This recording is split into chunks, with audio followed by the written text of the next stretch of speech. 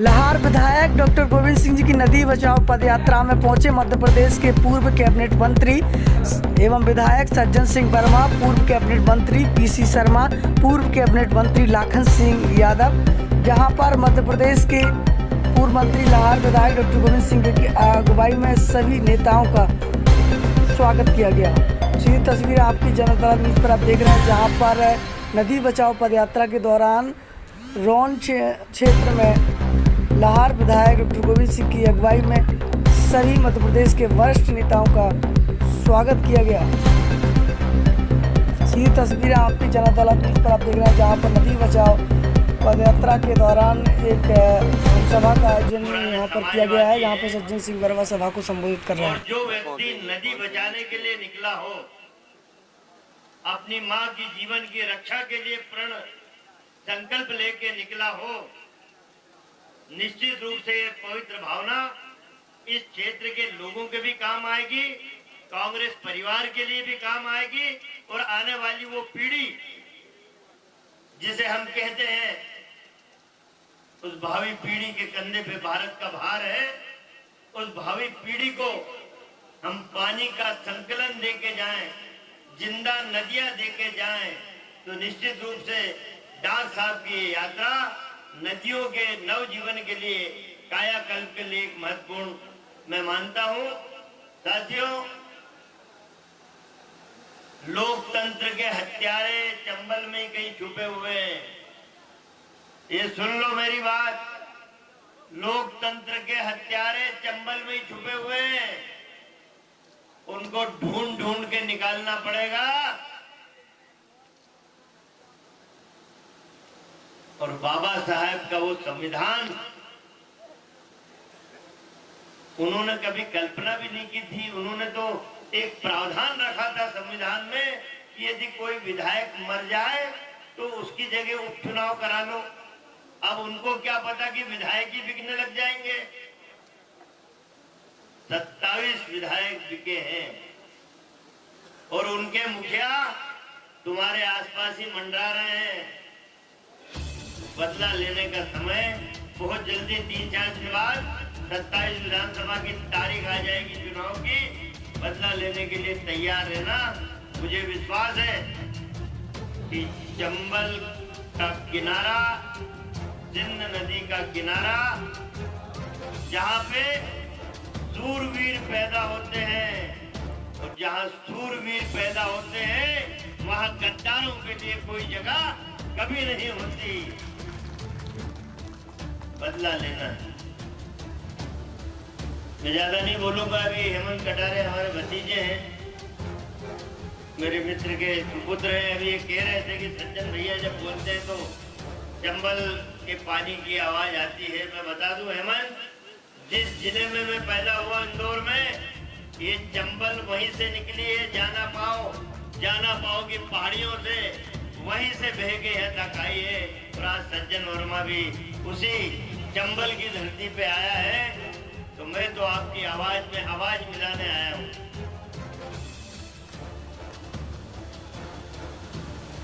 मेरा अनुरोध है भाइयों, ये राजनीतिक मंच नहीं है, लेकिन हमें बोलना तो पड़ेगा। जिसने नर्मदा की यात्रा की, उसके बाद चुनाव हुए और सरकार कांग्रेस की आई। सिंध नदी के किनारे डॉक्टर गोविंद सिंह जी की यात्रा चल रही है। अब सरकार आने में देर है क्या? भदौरिया नहीं, भगोरिया, यहाँ से इनको भगाओ। और असली भदौरिया यहीं कहीं घूम रहे हैं, कटारे घूम रहे हैं, तमाम घूम रहे हैं। ऐसे लोगों को लेके आओ, ये लगे कि राजनीति की शुचिता आज भी कायम है। कमलनाथ जैसे लोग, जिन्होंने इस प्रदेश को एक नई परिभाषा दी है राजनीति की, ये शिवराज चौहान जैसा नहीं, 1 घंटे 1.5 घंटे भाषण ठोकता बैठा। कमलनाथ कभी टीवी पे नहीं आते, कभी अखबार में नहीं आते। जो करना है करके दिखाते हैं।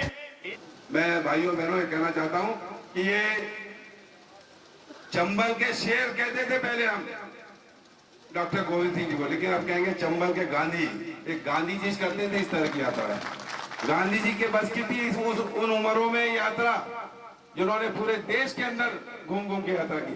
जब पूरा घमासान चल रहा है राजनीति का, 27 चुनाव होने हैं, उस बीच में जनता की बात कर रहे हैं, नदी बचाने की बात कर रहे हैं, जिससे लोगों का जीवन बच सके। ये बहुत ही महान है। मैं तो कह रहा हूँ कि एक बार जोर से नारा लगाए कि डॉक्टर गोविंद सिंह जिंदाबाद। नदी बचाने के लिए सच्चे मन से है।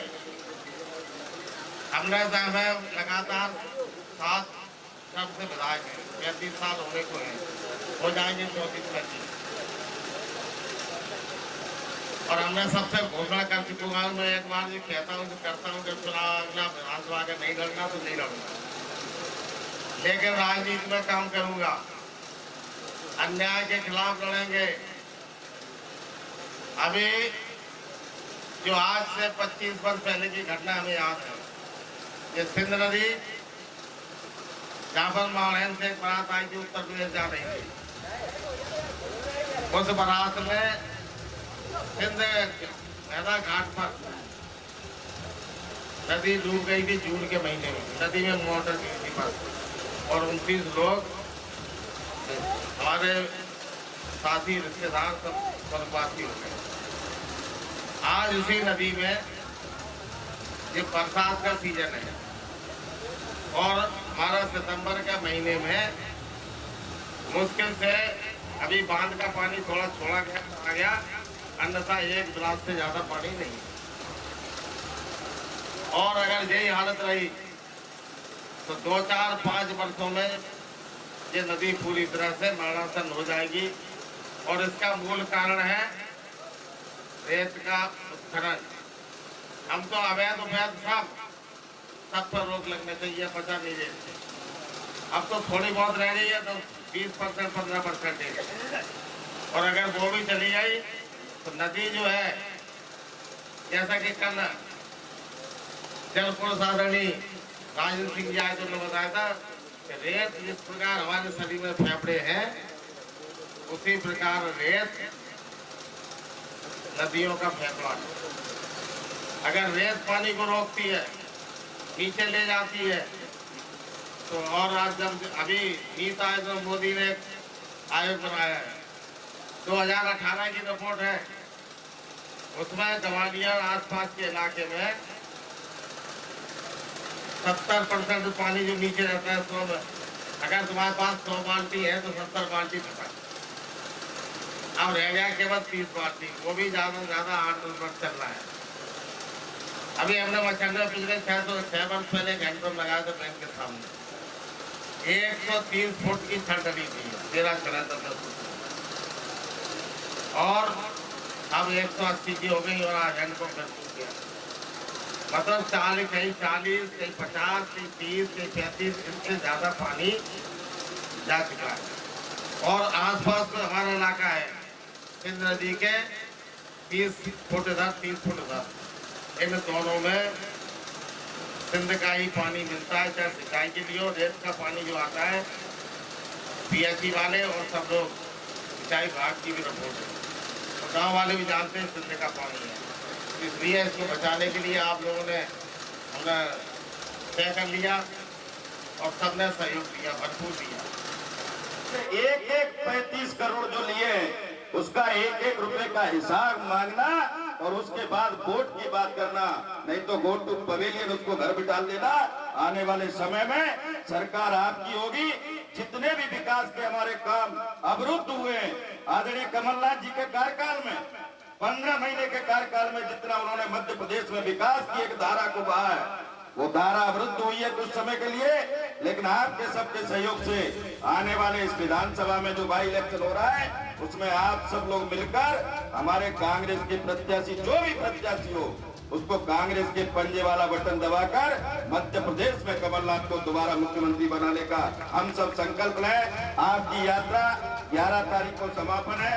मैं आप सबको इस यात्रा के लिए बहुत बहुत बधाई देना चाहता हूँ। बहुत बहुत धन्यवाद। बताएं, आप पदयात्रा में शामिल होने आए हैं, इधर उपचुनाव का भी माहौल है, अभी काफ़ी गर्मजोशी से आपने भाग लिया है, तो क्या?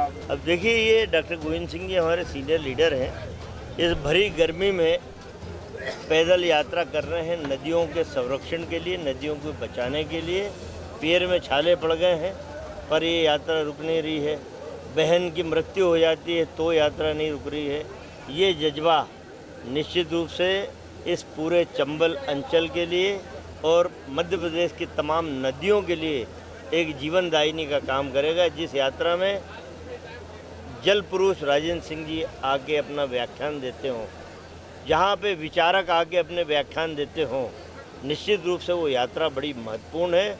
आने वाली पीढ़ी को हम जीवित नदियाँ दें, पानी से भरी हुई नदियाँ दें, ताकि आने वाली पीढ़ी बोल सके कि हमारे पुरखों ने हमारे लिए कुछ किया। कांग्रेस की सरकार अगर जल बचाने के लिए प्रेरणादायी कदम है डॉक्टर गोविंद सिंह। कांग्रेस की सरकार अगर बनती है तो क्या अवैध उत्खनन पर अंकुश लगाया जाएगा? बिल्कुल लगेगा, बिल्कुल लगाया जाएगा। बिल्कुल। हमने तो कई माफियाओं, रेत माफियाओं को जेल की सलाखों में डाल दिया। अब नर्मदा शुद्ध के खिलाफ युद्ध, माफिया के खिलाफ कार्रवाई कांग्रेस ने की थी। तो उनका कहना था एक ड्राफ्ट यहाँ तैयार हो रहा था पानी के अधिकार का, तो आप क्या मानते हैं अगर सत्ता में वापसी हुई तो? ये कमलनाथ जी के साथ बैठ के राजेंद्र सिंह जी और उनकी पूरी टीम ने एक ड्राफ्ट तैयार किया था। उसमें कुछ लकूना रह गया था, उसको सुधार के एक नया ड्राफ्ट बनाया जा रहा है। और ये संकल्प लेके हम लोग कुर्सी पे बैठेंगे जब भी सरकार आई कि जो ड्राफ्ट राजेंद्र सिंह जी बना रहे हैं नदियों के लिए, जल के संरक्षण के लिए, उस ड्राफ्ट को हम अक्षरशः लागू करेंगे। नदियों को बचाने के लिए साहब ने पदयात्रा शुरू करी है, लेकिन उपचुनाव भी इस अंचल में होना है, जिले की 2 सीटों पर। तो आप क्या मानते हैं नदियों के लिए जो अच्छा प्रयास शुरू हुआ है, नदियों का आशीर्वाद इन चुनाव में आपको मिलेगा? देखिए, मैंने अपने भाषण की शुरुआत में कहा कि दिग्विजय सिंह जी ने नर्मदा यात्रा विधानसभा के चुनाव के पहले की थी। उसके पुण्य का लाभ, नर्मदा की परिक्रमा का लाभ कांग्रेस को मिला। डॉक्टर गोविंद सिंह जी चंबल सिंध नदी के आसपास के इलाकों में नदी संरक्षण के लिए घूम रहे हैं। तो नदियाँ वो माँ का दर्जा रखती हैं। उस माँ के जीवन के संरक्षण के लिए यदि एक बेटा पग पग घूमता है, पैर में छाले पड़ रहे हैं, बहन की मृत्यु होती तो भी उसके कदम नहीं रुकते, तो ये पवित्र भावना निश्चित रूप से कांग्रेस को आने वाले समय में लाभ देगी। चंबल में 16 सीटें आती हैं, आप क्या मान के चलते हैं उपचुनाव में कितनी सीटें? देखिए, मैं राजनीतिक भाषा बोलना कम पसंद करता हूँ। मैं सत्य बोलने की कोशिश करता हूँ। और 16 में से 16 की 16 सीट आप देख लेना, जो बड़े बड़े बलवान हैं ना, 16 की 16 सीट कांग्रेस जीत रही है, इसलिए कि जनता कांग्रेस के साथ कदम से कदम मिला के चुनाव लड़ रही है। और जनता चाहती है कि हमारे चंबल संभाग में गद्दारों की कोई जगह नहीं है। गद्दार हमारी संस्कृति को अब पदयात्रा चल रही है डॉक्टर गोविंद सिंह जी की, दूसरी तरफ जगह जगह डंप लगे हुए हैं। अब तक इस पदयात्रा का कोई असर नहीं हो रहा है। देखिए, सत्य का आग्रह के साथ डॉक्टर साहब पदयात्रा कर रहे हैं। सरकार गूंगी बहरी है, इसी के लिए जनता को जागृत करने के लिए पदयात्रा कर रहे हैं। गांधी जी ने सत्याग्रह करके देश को आज़ाद कराया था, और डॉक्टर साहब ये सत्याग्रह करके जल को बचाने का भी काम करेंगे, नदियों को बचाने का भी काम करेंगे।